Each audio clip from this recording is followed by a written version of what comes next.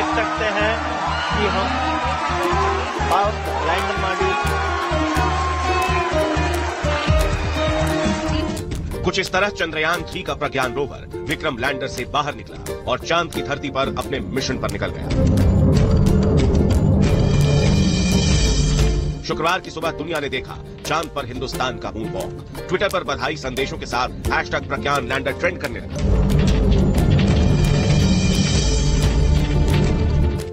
प्रज्ञान rover का चांद पर उतरना भारत के मून मिशन का अगला हिस्सा ही है। अभी तक मिशन चंद्रयान 3 का हर स्टेज सफल रहा है। टेक ऑफ, फिर चांद की कक्षा में एंट्री और सबसे अहम लैंडिंग, जहां आखिरी के चंद मिनट यानी टेरर ऑफ 17 मिनट्स को पार कर चंद्रयान का विक्रम लैंडर चांद के साउथ पोल पर स्थापित हो गया।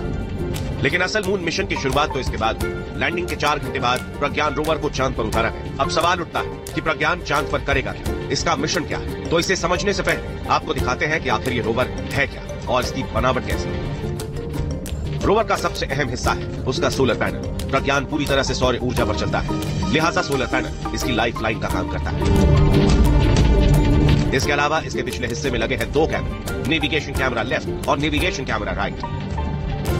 प्रज्ञान के पीछे की तरफ अटैच है अल्ट्रा पार्टिकल एक्सरे स्पेक्ट्रोमीटर, जो चांद के सरफेस की स्कैनिंग करेगा। सोलर पैनल के ऊपर फिट है एंटीना, जिसकी मदद से सिग्नल को ट्रांसमिट और रिसीव किया जाएगा। प्रज्ञान रोवर में खास तरह के व्हील्स लगे हैं। इनकी खासियत यह है कि ये किसी भी चट्टान को आसानी से पार कर सकते हैं। इसके अलावा एक और खासियत है, ये जहां से भी गुजरेंगे इसरो के लोगों और अशोक स्तंभ के चिन्ह की छाप छोड़ते जाएंगे।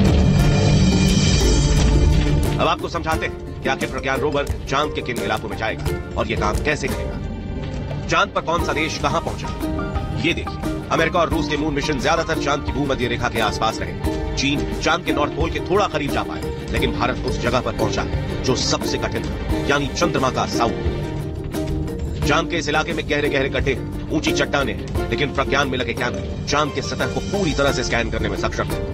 स्कैन करने के बाद ये मैपिंग कर विक्रम लैंडर के जरिए इसरो के कमांड एंड कंट्रोल सेंटर में भेजी जाएगी और इसके बाद कमांड सेंटर आगे का आदेश देगा। इसी तरह से प्रज्ञान चांद पर भारत की अमिट छाप को छोड़ता हुआ आगे बढ़ता जाएगा। अब दिखाते हैं कि आखिर चंद्रयान का मेन मिशन क्या है। प्रज्ञान रोवर चांद पर क्या खोजने गया है। And all of you know it is not an easy task at all. It's a work of last so many years. Maybe for Chandrayaan 3 it's a work of last 4 years, but for Chandrayaan 2 that was a work of many years back.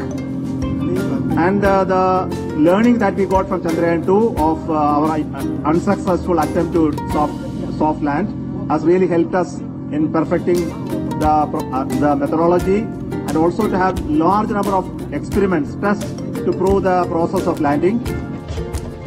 दरअसल प्रज्ञान चांद की सतह की तस्वीरें भेजेगा, खास कैमरों से चांद की सतह की स्कैनिंग करेगा। प्रज्ञान चांद के मौसम का डेटा रिकॉर्ड करेगा, चांद पर आयन और इलेक्ट्रॉन्स की मात्रा के बारे में जानकारी देगा, चांद पर पानी के सबूत तलाशेगा, चांद की सिस्मिक एक्टिविटी यानी सतह के नीचे की हलचल की जानकारी जुटाएगा। इतना ही नहीं, सबसे खास बात तो यह है कि पूरी दुनिया प्रज्ञान रोवर की आंखों से पहली बार चांद के दक्षिणी ध्रुव के इलाके को पास से देखेगी।